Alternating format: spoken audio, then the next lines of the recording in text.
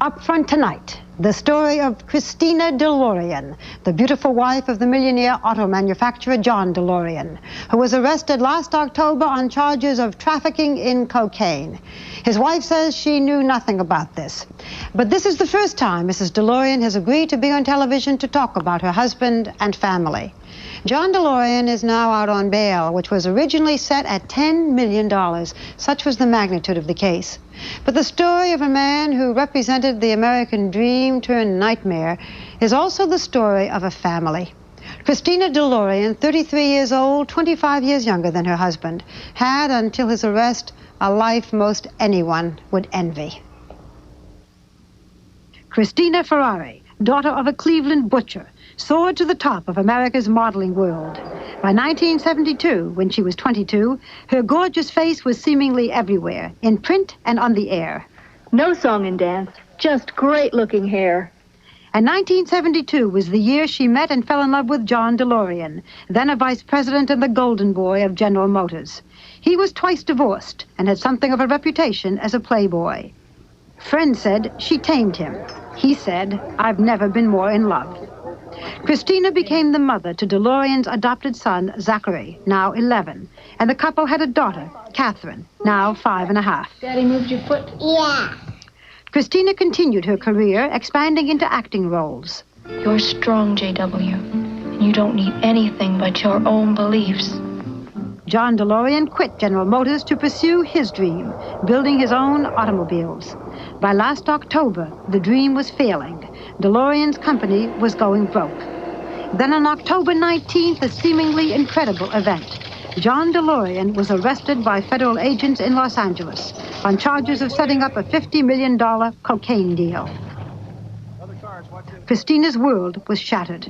The family's 3 homes, including this immense New Jersey estate, had to be pledged as collateral for DeLorean's bail, and in fact may still be lost to creditors from the car company's collapse. Her career plummeted. This role on Fantasy Island, filmed last week for airing in the fall, was her first acting job since John's arrest. Through it all, Christina has stood by John, maintaining his innocence. We talked in the living room of the couple's Fifth Avenue apartment, where Christina DeLorean received the first word of her husband's arrest. First I laughed. I thought, this is ridiculous. I thought it was all a horrendous mistake. What did you tell your son in particular? I said, look, honey, Daddy has been arrested, and I have to go to Los Angeles, and I'm going to bring him home. Well, he totally fell apart. He was so distraught and so angry. He bounced off walls. He rolled on the floor. I couldn't control him.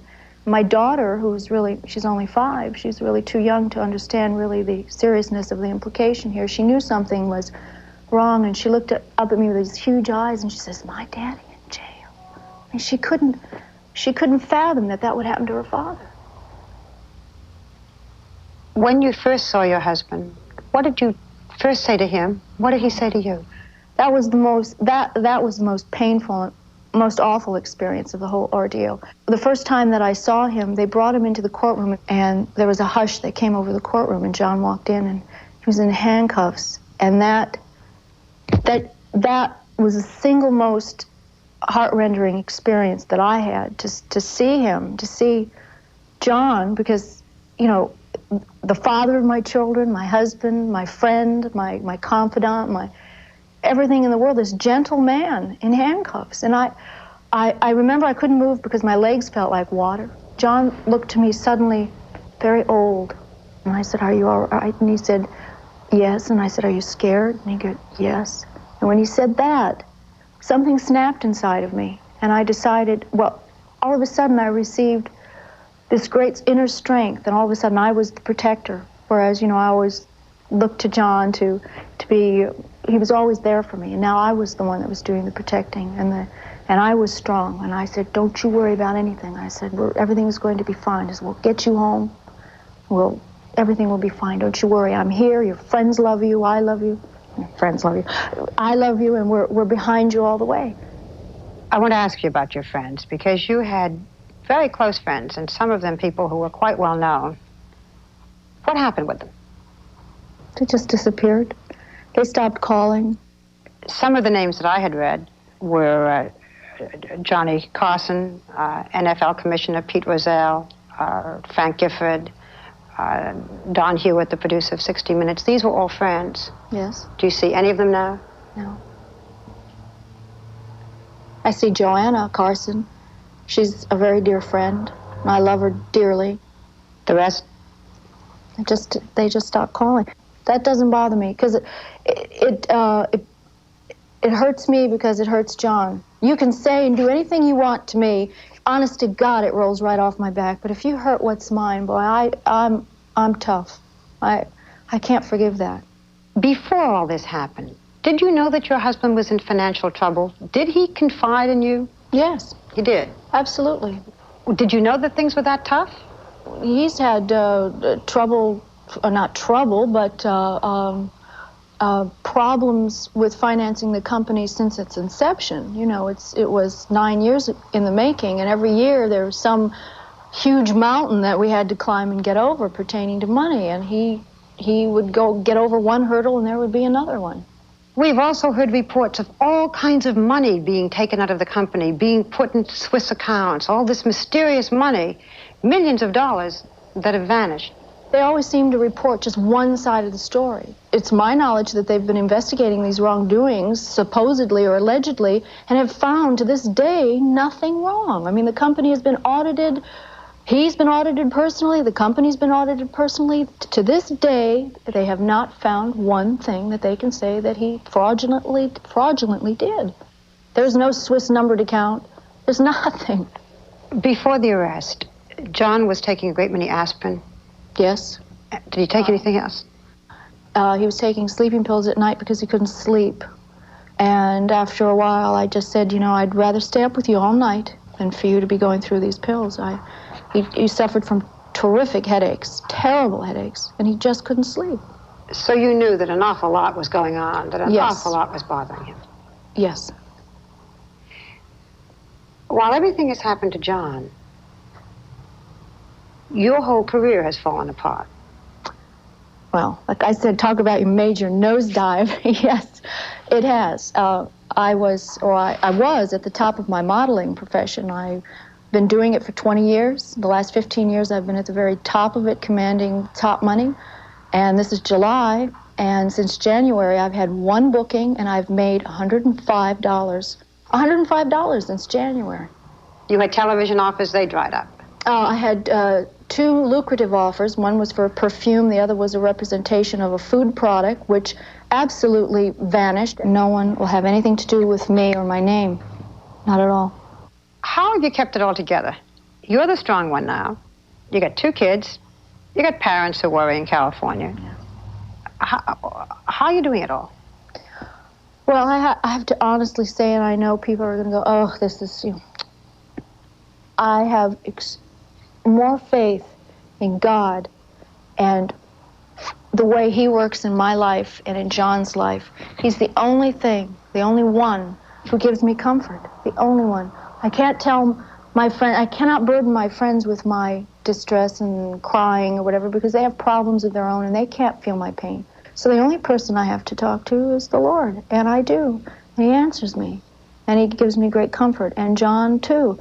John goes to Bible study every week? Yes. But he used to? No. He made the transition when he was in the facilities at Terminal Island, and I brought him the Bible there, and I said, listen, pal, I said, I want you to read this. I said, you need to turn your energy somewhere else and ask Him for help. And believe me, it has. It's made a tremendous difference in our life. How would you describe your husband? Bigger than life, compassionate, sensitive. So let me give you some of the things said about him, written about him. I know what they are, all right. His ego's too big. He had lived too high. And this is what caused his downfall. John has an ego, but I have yet to meet a man who doesn't. John, as far as living too high, he's not flamboyant with his money. He's not, regardless of what they've said in the paper. The money that he has made, he's made through real property. He's invested in real estate. Okay, here we go. What? You have a 20-room apartment on Fifth Avenue. You have a 430-acre estate in New Jersey. You have a ranch in San Diego. Your husband worked for General Motors and then, to all intents and purposes, was unemployed or was building up this automobile company. Where'd you get the money to live like this, people ask? Well, first of all, let me start by saying nobody handed John DeLorean anything. He was born in the ghetto in Detroit. He lived in America. This is supposed to be the land of opportunity. He worked at General Motors for many years and made top money. John has invested his money very well. When people come from nowhere and make money for themselves, why are people resentful of it? Why are they resentful because John's married to a young woman, he's got 2 kids, we seemingly have had a charmed life. Why are people so angry with that? Nobody gave John anything. He worked for it. Even so, Christina, it's such a high lifestyle. What do you mean a high lifestyle? Well, I mean, this is one of the most expensive apartments in New York. You dress beautifully, you have jewelry, I mean, that costs a lot of money. I make money. I used to make money. We have no source of income now, and I don't either as of now, and we'll probably have to sell what we have, but that's okay. This is, you buy and you invest for the future in case something disastrous happens. It happened, so we have to sell it. How has John been spending his time? Quietly, in the country. He will not leave the country. He's constantly on the phone. He is obsessed with his case. This is all he does, morning, noon, and night. When he gets depressed, what do you do? I try to be funny. I try to tell him not to worry about anything. We pray. I'll cook. I'll do so, you know, I bring the children in because the children are his only source of really great joy and comfort. So we'll do things as a family together. What do you think happened? Why are you so sure he's innocent?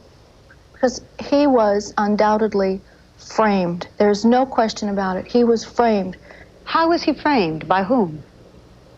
I would say by the people involved, the government agents, the people involved in this whole scenario, this whole setup. John DeLorean's setup for his dream car involved a complicated financing arrangement with the British government that allowed him to build a factory in Northern Ireland. Christina DeLorean says that British partnership went sour. We are of the opinion that there was a huge conspiracy involving the British government in bringing down the company.